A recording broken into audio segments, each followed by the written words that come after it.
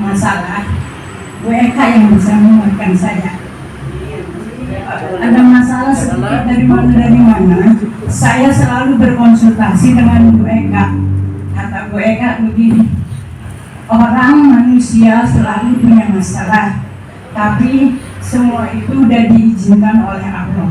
Jadi saya yakin semua permasalahan yang ada sama saya itu izinnya Allah. Jadi saya kembalikan lagi ke Allah. Apa maunya Allah buat saya?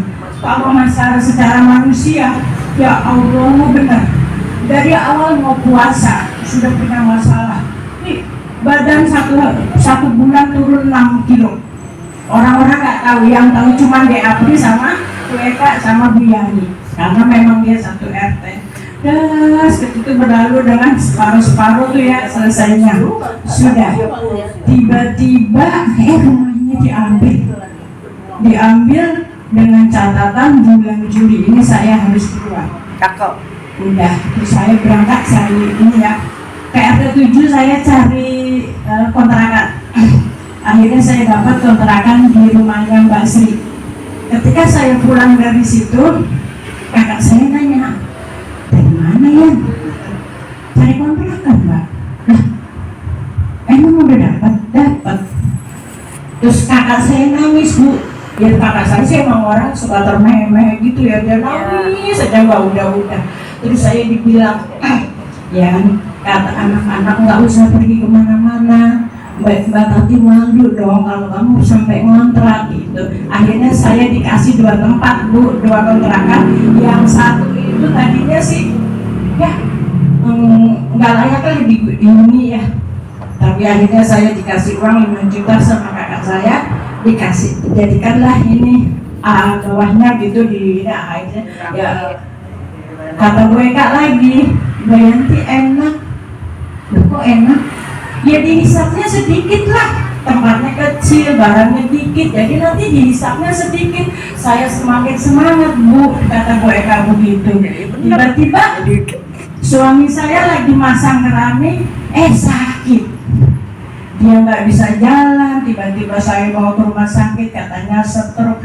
Ya Allah, mau berangkat aja males, Bu, sampai hitam muka saya di rumah sakit tuh rasanya udah ngomong nggak bisa, mau cerita sama siapa nggak bisa, ketahuan aja. Cuman yang secara manusia gitu, ya Allah, dosa apa yang pernah saya buat, kenapa saya sampai seperti ini gitu. Bertumpuk-tumpuk permasalahan belum selesai, datang lagi, kembali lagi ke Bu Eka. Kuat. Akhirnya sampai sekarang saya kuat. Apalagi Apri, Mbak senyum dong Mbak, katanya. Sampai saya kaget, Bu, ketika itu saya ulang tahun tanggal 23. Saya di prank tuh sama anak itu, saya dibawain kue. Saya mau nangis nggak bisa, mau senyum nggak bisa, aku duduk aja berdaster dia gitu, udah gitu aja. Ya, berterima kasih di hari jadi saya, dan itu membuat saya semangat. Amin. Karena tanpa teman-teman saya, karena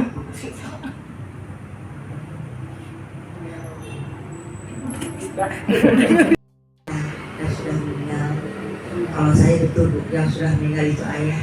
Terus dia datang lagi di sini di hadapan kita. Terus apa yang akan kita lakukan? Yang pertama tentunya akan kita lakukan, kalau emang itu benar bisa terjadi, yang pertama sih kita harus bersyukur kepada Allah kok bisa ketemu lagi. Tapi karena memang saya sejak saya kecil, memang saya di Jakarta, ayah saya di Sambas Pontianak. Tapi itu saya tetap ridho dan ikhlas, memang inilah ketentuan hidup saya. Saya dengan ayah saya, walaupun ayah saya jauh, saya di sini, alhamdulillah rasanya saya tidak ada yang saya sesali, karena memang hubungan kami baik. Walaupun jauh, saat mau makan, mau apapun, kita selalu dengan adanya alat komunikasi yang ditakdirkan Allah di zaman ini, saya merasa tak pernah jauh dengan ayah saya. Dan saya juga bersyukur karena walaupun dalam keadaan COVID dalam keadaan saya yang nggak divaksin, dengan izin Allah saya bisa mengantarkan ayah saya sampai ke napas terakhir. Ya kalau menghadapi itu, saya itu merasa nggak ditinggal, kayaknya masih ada. Kalau orang ngeledekin janda-janda itu saya udah nggak apa ya? Nggak merasa janda gitu.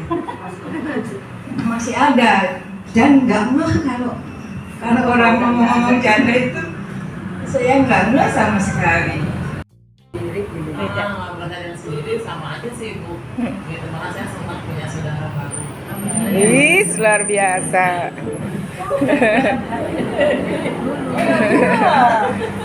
Gitu aja Bu, makanya kan saya jadi senang terus. Kalau boleh nambahin ya, ketika Mbak Wuri hadir itu waktu Mbak Heni yang menawarkan ke saya. Iya. Karena Mbak Heni mengundurkan diri, beliau kasih ke saya untuk di posyandu. Tiba-tiba Mbak Wuri baru datang sekali, pandemi, nggak kerja dia. Awalnya begitu, awal datangnya Mbak Heni ya, datang ke posyandu dulu, baru menjamak kemana-mana ya Mbak Heni ya. Itu ceritanya, cerita. Kendalanya yang paling susah kerja sama mereka apa Mbak? Nggak ada. Seneng aja. Baik semuanya. Mau dari saya yang belum pernah Terima kasih. Ini yang paling jahil di antara sekian ini siapa Mbak? Ganti lah. Disuruh-suruh langsung nih kalau dulu kegiatan langsung. Nih kalau aku ya, ketika Mbak Wuri disampaikan dikasihkan ke aku, nggak tahu hati saya langsung ngeklik. Wis. Langsung ngeklik, makanya tadinya dia mau tak taruh di tempat 4. Kenapa dicuri sama PKK? Maaf, itu campur tangan saya. Aku kecewa dia minta ampun di situ, padahal tadi udah tugas gitu. Tapi dikasih kader lain, ada pernah balitanya 3 bulan nggak saya kirim ke pos puskes. Karena memang nggak ngeklik. Nggak tahu ketemu Mbak Wuri, kayak Allah kasih ini loh yang teman dulu, ini loh yang nanti yang. Jadi bukan karena agamanya apa ya Mbak ya? Karena memang beliaunya baik. Oke, keren Mbak Wuri. Hikmahnya satu, ya kita mungkin juga untuk lebih memperbaiki di dalam rumah tangga kita itu, ya pasti banyak salah, banyak yang kekurangan untuk mengurus suami. Ya. Itu juga mungkin untuk introspeksi diri kita tentunya ya Bu ya. Banyaklah hal-hal yang harus belajar lagi dari situ. Ya intinya sih manusia ada sabar dan tidak sabarnya. Kadang suka marah juga, aku juga lebih banyak marahnya sih mungkin. Penyesalannya yang mungkin ada juga penyesalannya. Kadang suka adalah kata-kata seperti apa yang mengucapkan saya. Seketika malam juga kita minta ampun sama yang kuasa. Mohon ampun ya Allah atas ucapan-ucapan yang tadi kami perbuat, atas ucapan kepada suami kami. Kayak gitu sih. Sekarang waktu anak-anak ditinggal itu emang kondisinya sih masih kecil-kecil, tapi alhamdulillah sekarang pastinya udah kuliah, udah kerja. Jadinya sebentar lagi juga mau wisuda karena semester pendek. Terus bersyukur punya teman-teman, ketemu ibu-ibu yang di DKK ini jadi support juga. Yang dulu baperan jadi nggak baperan. Insya Allah.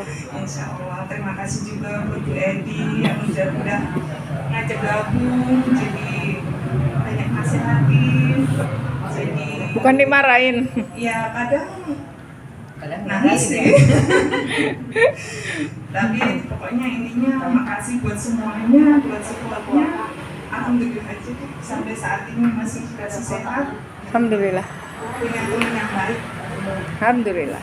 Awal ya, dari SMA memang udah suka dandan, karena memang apa namanya, kita ini kan mohon maaf ya, bukannya saya pamer atau bagaimana, orang tua saya itu tuntutannya itu kan kita diajak rapat kemana-mana gitu ya. Bapak saya itu kan dulu kan anggota dewan, jadi saya sering diajak ke dinas kemana-mana, suruh diajak saya sama ibu saya sama kakak saya. Jadi serumah itu memang semuanya sangat, dan saya itu ada 11 bersaudara. Cowoknya 6, ceweknya 5. Semuanya suka dandan ya. Memang sayalah seorang istri yang selalu dipanja suami.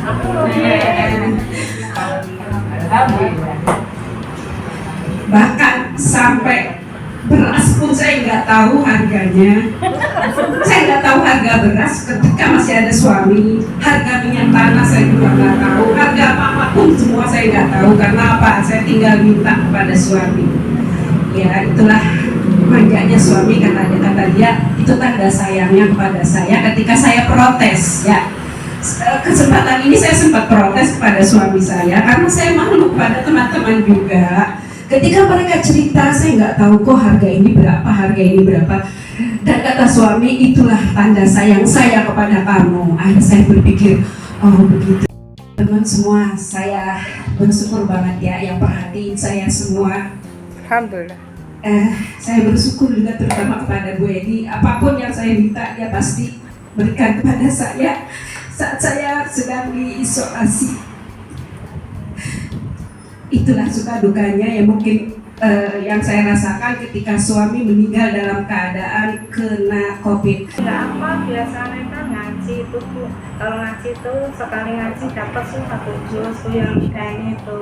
Ya. Pinter tuh ngaji, alhamdulillah. Tuh Gula darah saya tinggi, padahal saya udah suntik insulin. Apa pola makan saya yang mungkin nggak, Jangan makan bubur. tapi saya makan bubur nggak tiap hari, seminggu sekali. Mau ngapa-ngapain lah, nggak disuruh sama suami. Kadang-kadang suami itu apa? Yang dua, yang satu, udah kalau diajarin kerja ini. Tapi kalau saya kan, aku tanggung kayak gitu. Udah terusin aja. Harus ada itu jadi jalan berpikir lah, ya jadi masalah. Kalau baginya dia kan berangkat kerja di sehari sampai malam, dia juga jam 3, jam 4 udah jalan. Saya masih nulis. Jadi berantemnya di situ, tapi nggak berantem apa sih saya sendiri. Alhamdulillah. Sukanya banyak pokoknya ya. Sukanya banyak, saya malah senang. Punya teman-teman seperti saya gimana? Oh, senang sekali. Pokoknya senang ya. Iya. Alhamdulillah. Masalah selama manusia hidup itu pasti akan ada masalah. Tergantung manusianya sendiri dalam bagaimana caranya menghadapi masalahnya. Nah itu. Jadi prinsip nenek saya itu aku bawa sampai sekarang. Dengerin ya, ini seandainya kamu dibenci orang, tetaplah silaturahmi, nyambung, tetap menyapa walaupun kamu udah nyapa tapi nggak dijawab. Nah itu prinsip saya seperti itu. Senang? alhamdulillah. Alhamdulillah. Hari ini kumpul bareng. Mantap ya kan? Beda dari biasanya. Mantap. Lis gimana Lis? Mantap. Dek gimana Dek? Makasih cake-nya ya. Baiknya makasih ya. Bu, nggak ada saus sih Bu. Nggak ada. Itu pakai daging aja, enak deh dagingnya. Ih, sip. Masya Allah. Wih. Udah dimasak. Sama-sama. Air mati tetap tidak. Gimana Dek? Nggak apa-apa kan? Aman? Aman, insya Allah ya. Mbak Enti gimana Mbak? Apa tuh? Gimana ala-alanya? Luar biasa. Luar biasa. Alhamdulillah, berkah buat semuanya. Amin. Gimana Po? Alhamdulillah. Alhamdulillah. Dalia gimana? Mantap. Oke.